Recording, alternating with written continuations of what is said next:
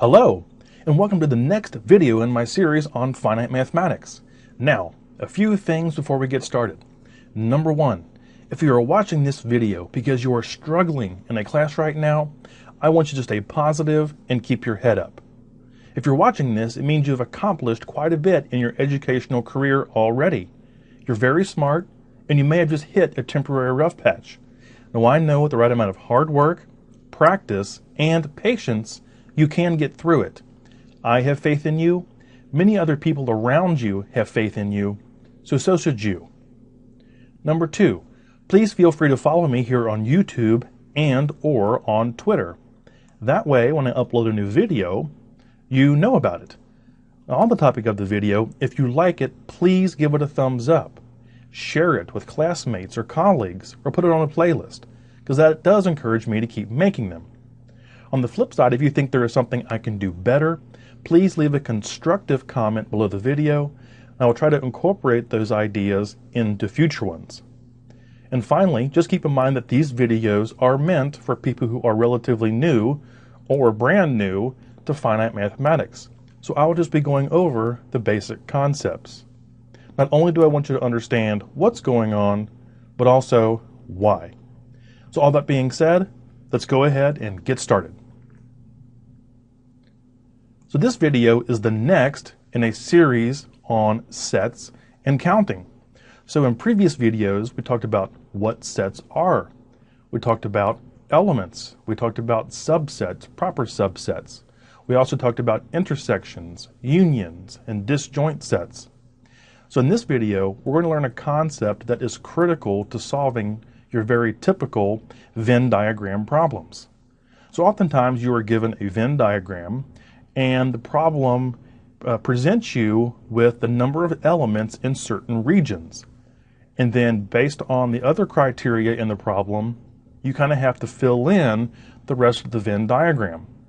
Now, to be able to do that, you have to understand this idea of cardinality, more specifically the cardinality of a union. So once you're given specific, numbers of elements in certain regions, you kind of put together the puzzle. Because I see, and I try to get my students to see, a Venn diagram as a puzzle. Because you're trying to figure out the missing numbers of elements in each region, in each intersection, or what have you. So this idea of cardinality is central to being able to do that. So let's go ahead and get started. So just a quick review. We have two sets, A and B. Now notice they do intersect there in the middle. A is the numbers 1 through 9, 1, 2, 3, 4, 5, 6, 7, 8, 9. And that is in this area here in the orange. Now B are the numbers 6 through 14. And that is in the blue region over on the right. Now notice they physically overlap. It kind of creates a purple color there in the middle. Now if you look at the actual sets, what do they have in common? And we talked about this in the previous video. Well, they share the numbers 6, 7, 8, and 9. So the intersection of A and B is 6, 7, 8, and 9. We go ahead and put that into our Venn diagram, and it looks like this. Now notice the criteria of A being the numbers 1 through 9 is met. So 1, 2, 3, 4, and 5 are just in A. They're in that orange kind of half, quarter moon shape there on the left. Now 6, 7, 8, and 9 are there in the intersection. But all of that is in A. Now we look at B, the numbers 6, 7, 8, and 9 are in the intersection, but that's in B, that's okay. And then the numbers 10, 11, 12, 13, and 14 are there in the blue. So all of our numbers are accounted for. Our intersection is represented in our Venn diagram, so we are good. Now remember, the union is the elements that are in just A, which is the orange part, just B, which is the blue part, or both, which is the purple part there in the middle. Sometimes we say it as elements must be in A or in B. And remember, in math, we use or in its inclusive sense. So when we say elements must be in A or B, what we're really saying is they must be in A or in B or both. So we write that out as a set, and A union B are the numbers 1 all the way through 14. So it's every number that appears in the union of A and B. Now, of course, we do not double count the numbers 6, 7, 8, and 9. They appear, so we kind of count them once. But technically, if you look at our sets A and B, we do have a double region there. 6, 7, 8, and 9 are in both. So when we do the union in our minds, we actually have to account for that double counting of the intersection. And I'm going to show you that graphically here in a second. So let's talk about this idea of cardinality. So here is our Venn diagram from the previous slide. Now what I'm going to do is take this Venn diagram and sort of lay it down flat. So if you think of this Venn diagram, then you lean the top of it backwards so it lays flat like on a desk. It would look like this. A would be over here in the left-hand region. Okay, so again, picture it flat on a table. And B would be here. So you notice we have A and B, and of course they intersect, they overlap, physically overlap there in the middle. So in this union, we have to adjust for the double counting of the intersection. So the intersection is the middle part where, again, they overlap, and I went ahead and sort of made that a little green arrow. And again, that region is A intersect B. It's literally where they intersect, where they overlap, or what they have in common. Now, when we figure out the union, we're not going to double count. So there are actually 4 elements in there. There are 4 elements, 6, 7, 8, and 9 in A, and 4 elements, 6, 7, 8, and 9 in B. But we're not going to double count those elements. So what we can do is we sort of can subtract one of these intersections. And it might look like this. So all I did here was I subtracted, or kind of chopped off, the part of B that is in that intersection. So I'm left with 1. Now all I did there was subtract one of the intersections. I could have just as easily chopped off the part of the intersection that's in A, and then the blue line would be longer on top, and then A would be shorter there in the lower left. It doesn't matter. But the concept is this. When we're talking about a union of 2 sets that overlap, we have to subtract one of the intersections so we do not double count the number of elements in the intersection. So I hope this little diagram really pointed out conceptually why that is. If we lay them down, we can actually see where they overlap. We kind of chop one of the intersections out, or subtract it out, and then we're left with our union.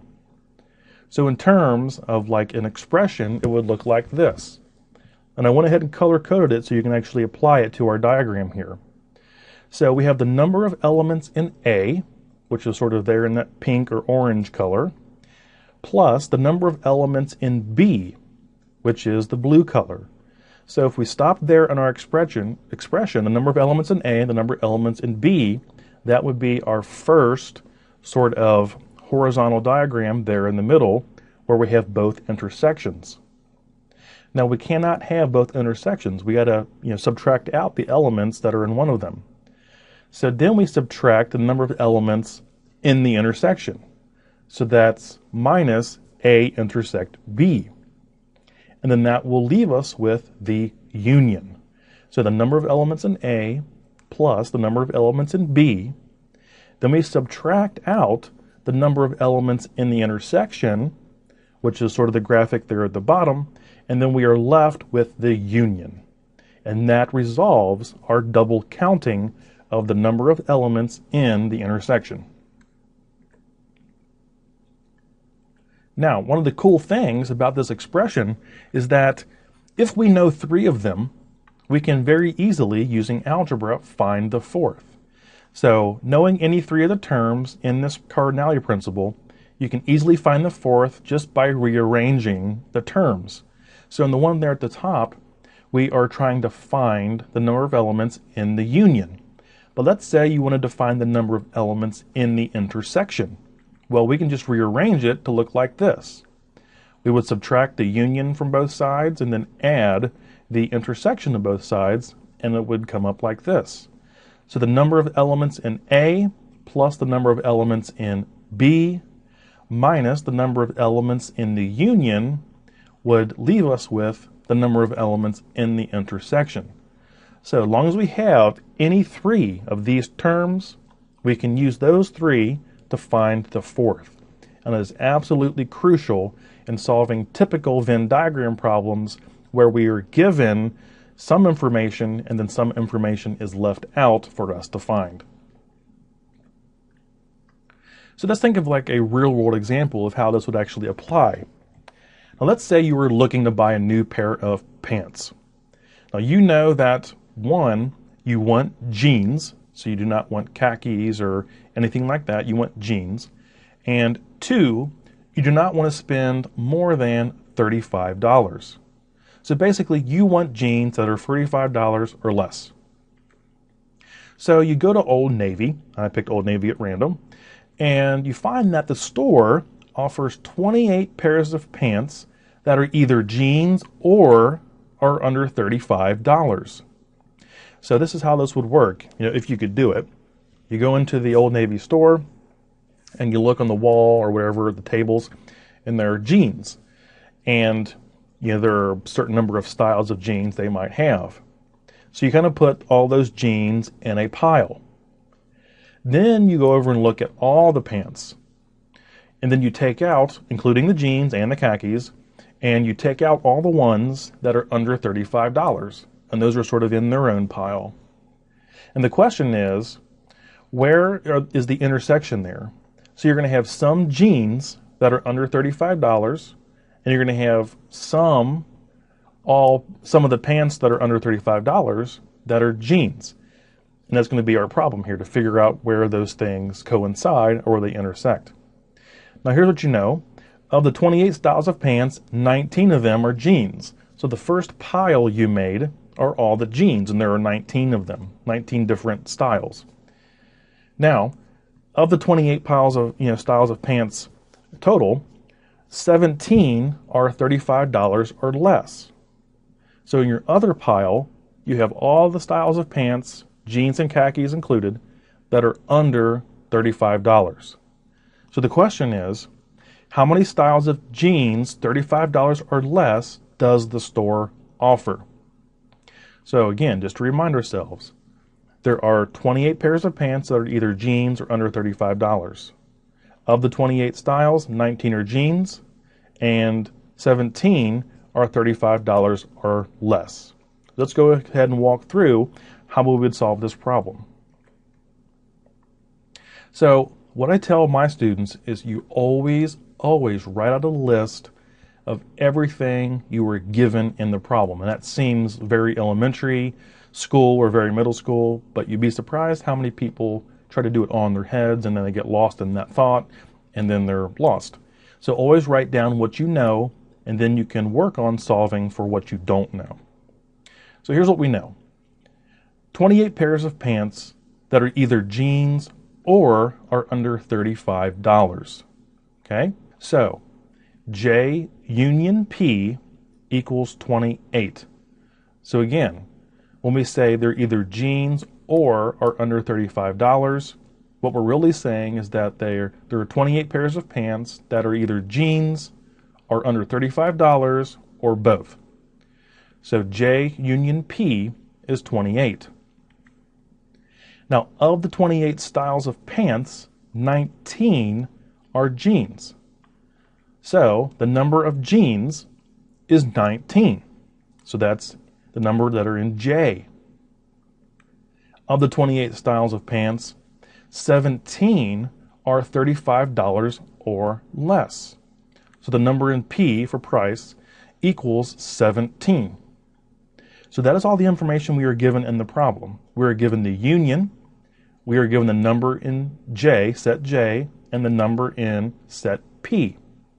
So notice, in our cardinality principle, we have 3 of the elements. So it makes it very easy to find the fourth, which is the intersection, and that's going to be easy to find. So the question is, how many styles of jeans, $35 or less, does the store offer? So what is the intersection? Well, remember our cardinality expression down here. So the number in J plus the number in P minus the number in the union of J and P will give us the number in the intersection of J and P. So all we have to do is substitute those numbers in. So that's 19 plus 17 minus 28, and that leaves us with 8. So the number of jeans that are under $35 is 8. And that's our intersection. So J intersect P is 8. Let's go ahead and put this in our Venn diagram. So here are our regions, J and P, and again, they do intersect. And now what we learned are the following. We know that J intersect P is 8. Where does that go in our Venn diagram? Well, it goes here in the middle region. So 8. So our intersection is 8. But now we have to fill in the other regions. So the part that's just J there on the left and the region that's just P there on the right, we have to go ahead and fill in. Well, what do we know? We know that the number in J is 19. But 8 of those are accounted for by the intersection. So we take 19 minus 8 for the intersection, and then we know that the number of jeans that are over $35 is 11.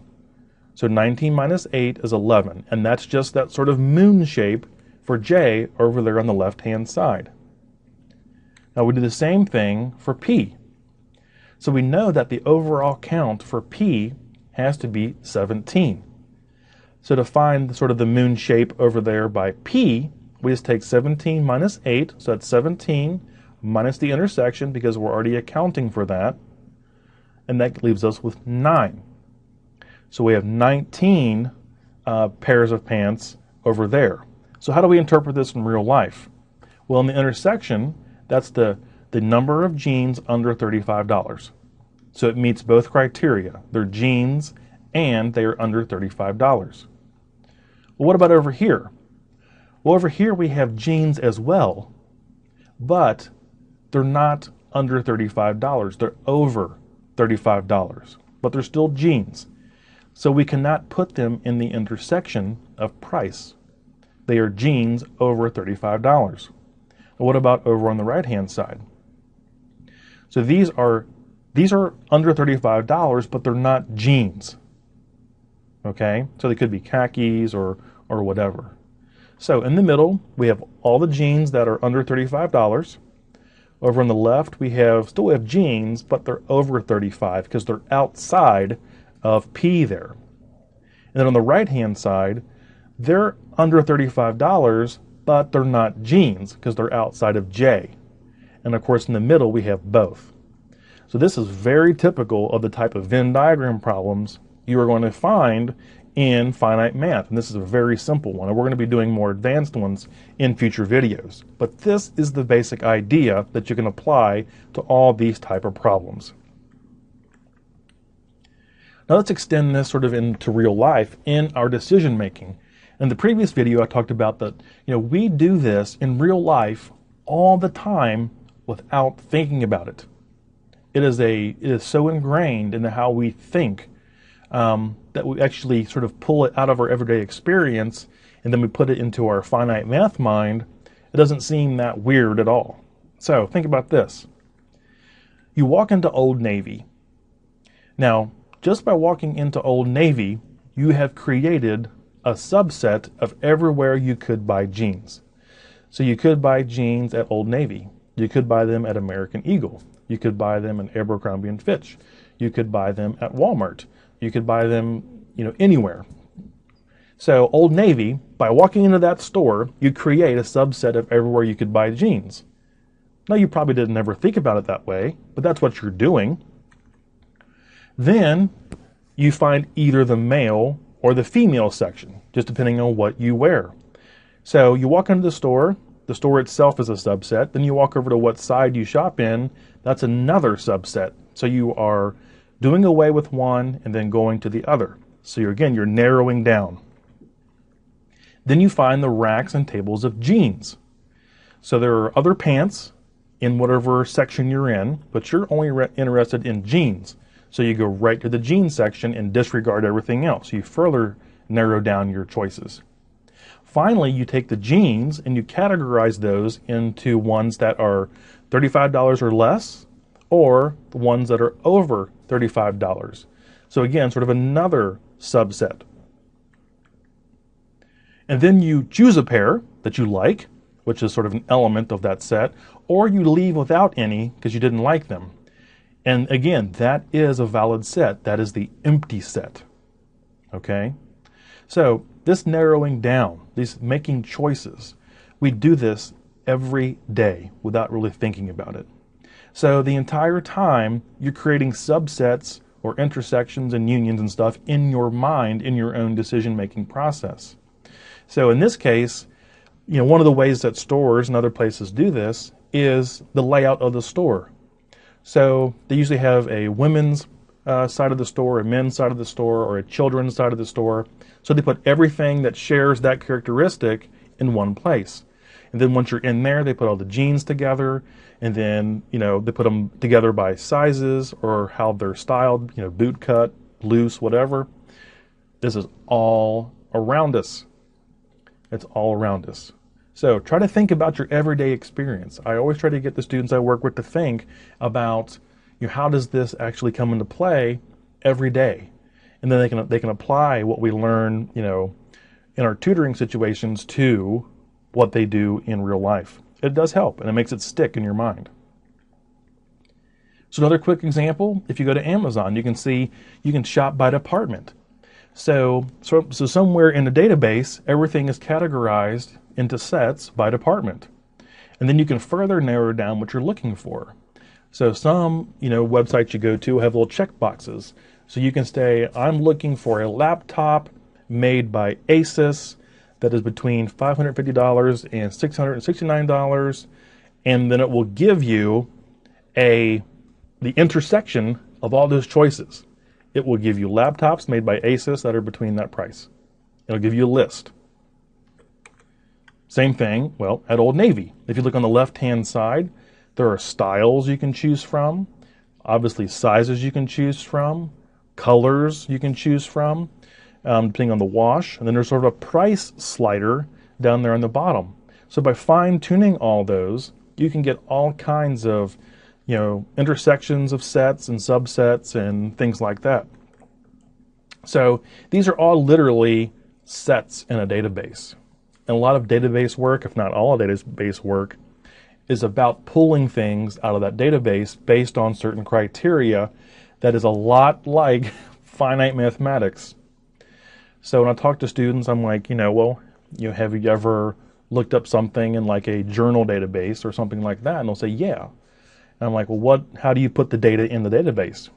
Well, they're like thinking, if I'm writing a history paper, I might type in, American Revolution and Boston. And of course, when you do that, it'll pull back articles that have American Revolution and Boston in them. Same idea. That's just a Venn diagram with intersecting, middle part. That's exactly what it is. So whenever we do this or narrow down our selections and things like that from a database, this is the same thing. Okay, so just a quick review of cardinality, and then we are done. So whenever we have two sets, or even three, or whatever, that intersect, okay, what happens is those elements are double counted. So we kind of have to subtract out one of the intersections. And I gave you this little diagram here. If we laid a Venn diagram down sort of on its flat side, we would see that the part where they overlap would be double counted. So we have to subtract one of those intersections out, and that will leave us with the union. So again, it's just a way of accounting for the overlap.